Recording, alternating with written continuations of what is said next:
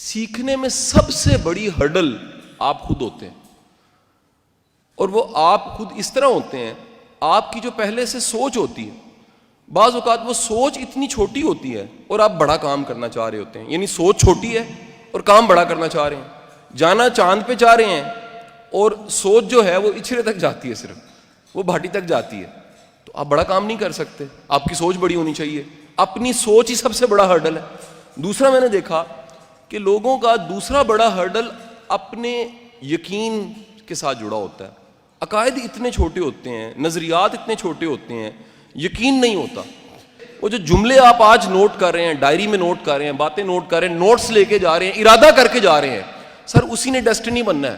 میں 20 سال پرانی کتابیں مٹیریل نکال کے دیکھتا ہوں، وہ جملے جو میں نے انڈر لائن کیے آج میری زندگی کی حقیقت ہیں، وہ جملے جو میں نے کہیں لکھے ہوئے ڈائریوں میں نوٹس بنائے ہوئے ہیں، آج انہیں کھول کے دیکھتا ہوں تو مجھے سمجھ آتی ہے کہ اس جملے کے لکھتے وقت میں قدرت آپ کے ہاتھ سے تقدیر لکھوا رہی ہوتی ہے۔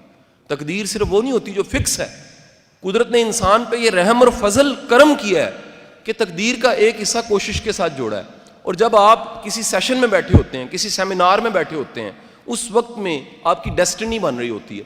میں جوڈیشری میں پڑھاتا رہا ہوں 4 سال۔ ایک واقعہ ہوا، ایک دفعہ میں اے ڈی جی کے روم میں بیٹھا ہوا، ایڈیشنل ڈائریکٹر جنرل کے، تو ایک سینئر سول جج آیا، تو جو ہمارے ڈائریکٹر جنرل تھے انہوں نے کہا شاہ صاحب یہ بڑے ہی قابل جج ہیں، بڑا زبردست ہمارا ایک کمپیٹنٹ جج ہے۔ تو وہ بھی کہتے ہیں سر میں آپ کو پہچانتا ہوں کیونکہ آپ کو میں نے بہت سنا ہے، فالو کرتا ہوں۔ تو بیٹھ کے ہم بات چیت کرنے لگ پڑے۔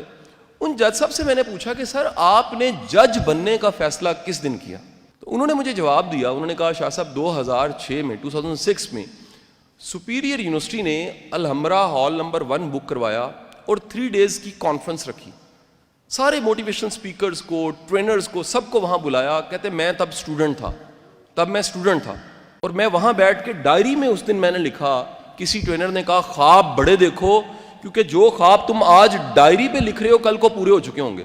کہتے میں نے اس وقت خواب، خدا کی قسم اسی دن میں بھی وہاں بیٹھ کے یہ خواب لکھ رہا تھا کہ ایک دن میں نے اپنی فیلڈ میں پاکستان میں چھا جانا ہے۔ وہ جج بن گیا، میں موٹیویشن سپیکر بن گیا۔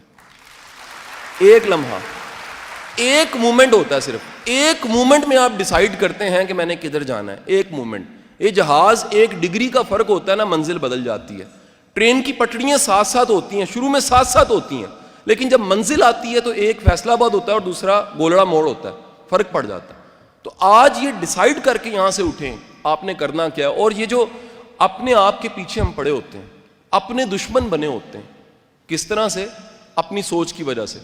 سوچ خراب کہاں سے ہوتی ہے؟ ایک بات یاد رکھیے گا، کچھ کرنا ہے نا، اگر منفی کو نہ سنیں، نیگیٹو انسان کو نہ سنیں۔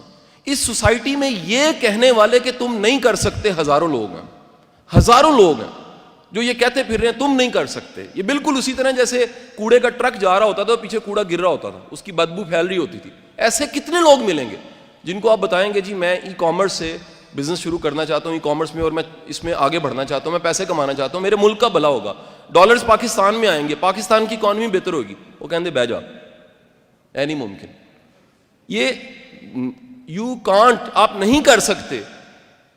یہ اتنا کامن ہے کہ ہمارے کان اس جملے کو کہ تم کچھ نہیں کر سکتے پتہ نہیں ہزاروں بار سن چکا ہوتا ہے۔ خدا کے لیے آج سے مثبت سننا شروع کریں، خود پہ یقین کریں۔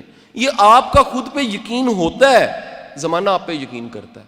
آپ کا خود پہ یقین نہیں ہوتا، زمانہ بھی آپ پہ یقین نہیں کرتا۔